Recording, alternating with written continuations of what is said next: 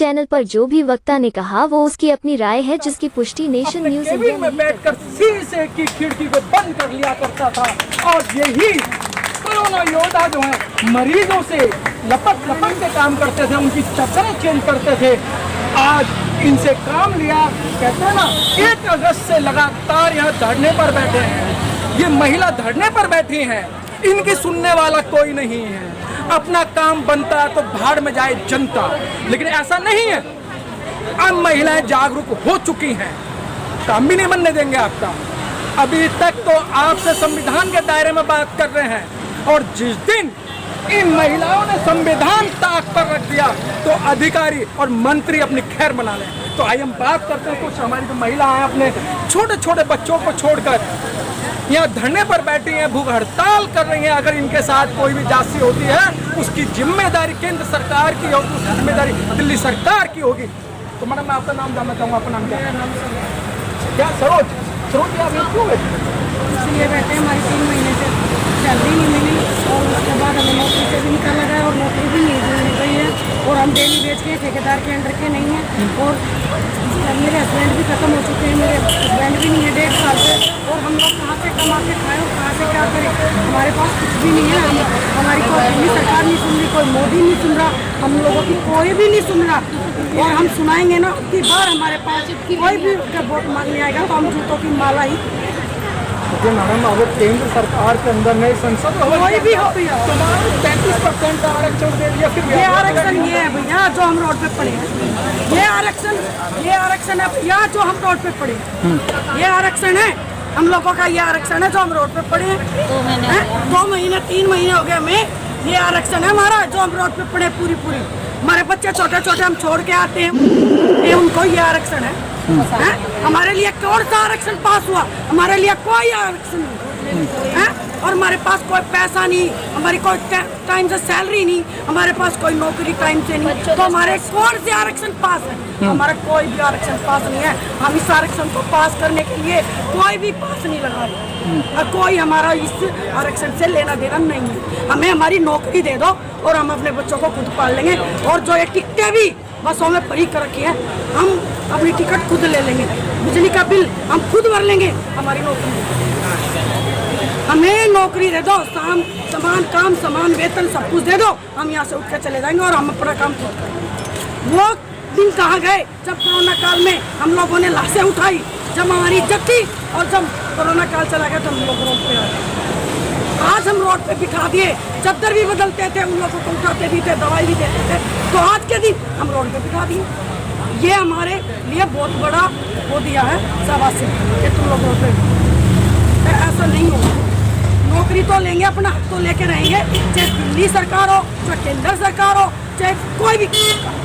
हम छोड़ेंगे नहीं, पीछा छोड़ने वाले नहीं, बिल्कुल नहीं छोड़ेंगे। अगर हमारे पास अब की बार कोई वोट मांगेगा तो जूतों की माला तैयार, कोई भी हो।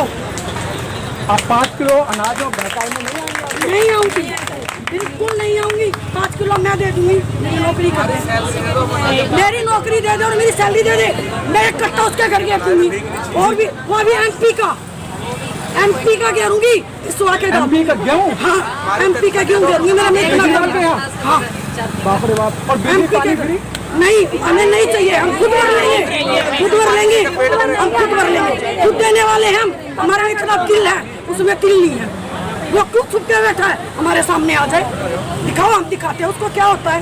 क्या ये आरक्षण है जो लेडीज हमारी यहाँ बैठी, जो हम अपने बच्चों को छोटे छोटे खिला रहे हैं, ये हमारे लिए आरक्षण पास किया। मोदी जो कहते हैं कि बेटी बचाओ बेटी पढ़ाओ, कुछ भी नहीं है। हमारी बेटियों की इज्जत बच रही है, हमारी बेटियों के हर दिन हर दिन बलात्कार हो रहे हैं, उसको कौन रोक रहा? नहीं रोक रहा। गरीब की बेटी को तो पूछता भी नहीं, वही की वही बातें दबा लेते हैं। अब हमारे समाज में हुआ था जन्माष्टमी के दिन 8 साल की बच्ची के साथ 40 साल के ने किया था, वो किसने बचाया? किसी ने नहीं बचाया, कोई नहीं बचाने आता।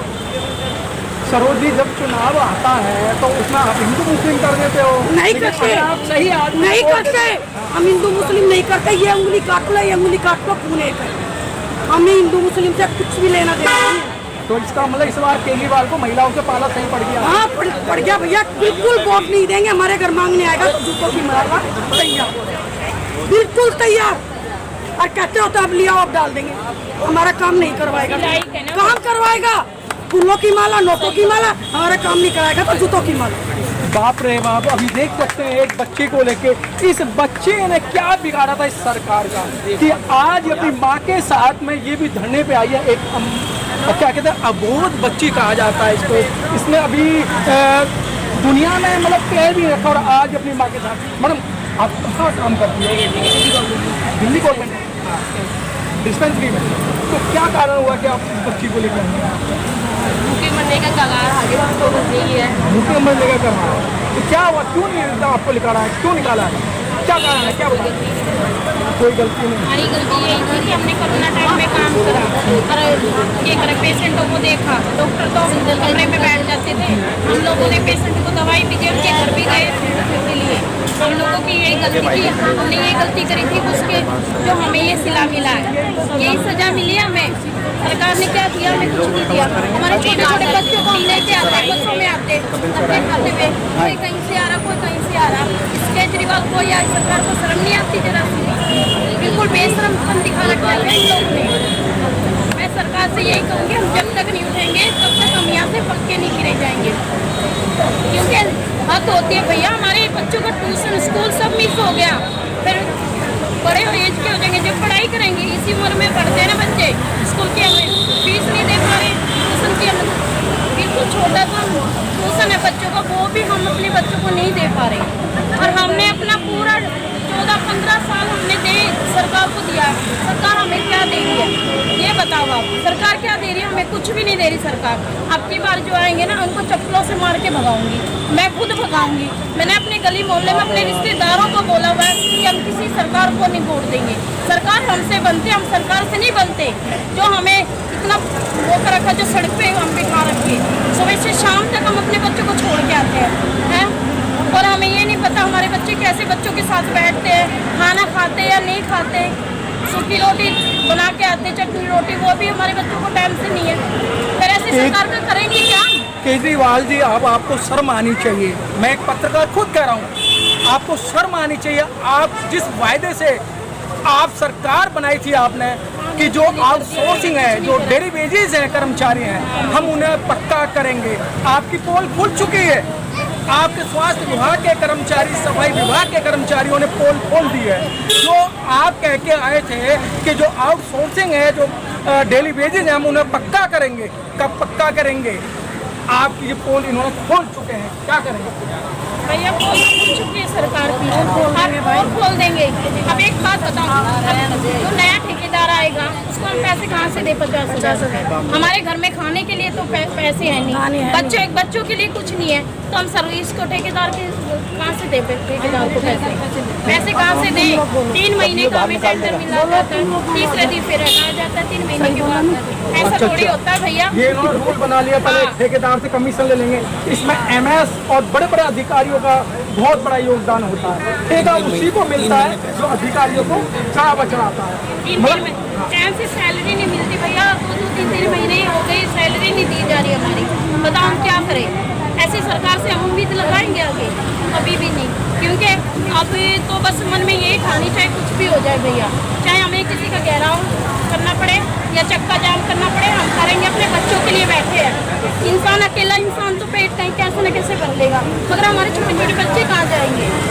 बस सरकार से यही उम्मीद है। मैं देखिएगा कि बहुत बड़ी एक आंखों में आंसू आते हैं, छोटे छोटे बच्चों को लेके यहाँ महिलाएं आई हुई हैं।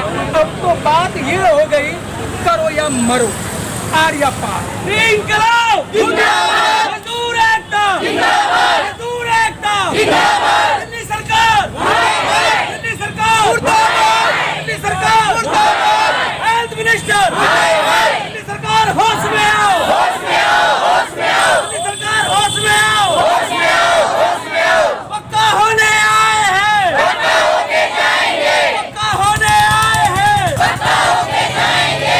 अभी तो अंगड़ाई है, आगे और लड़ाई है, अभी तो अंगड़ाई है, आगे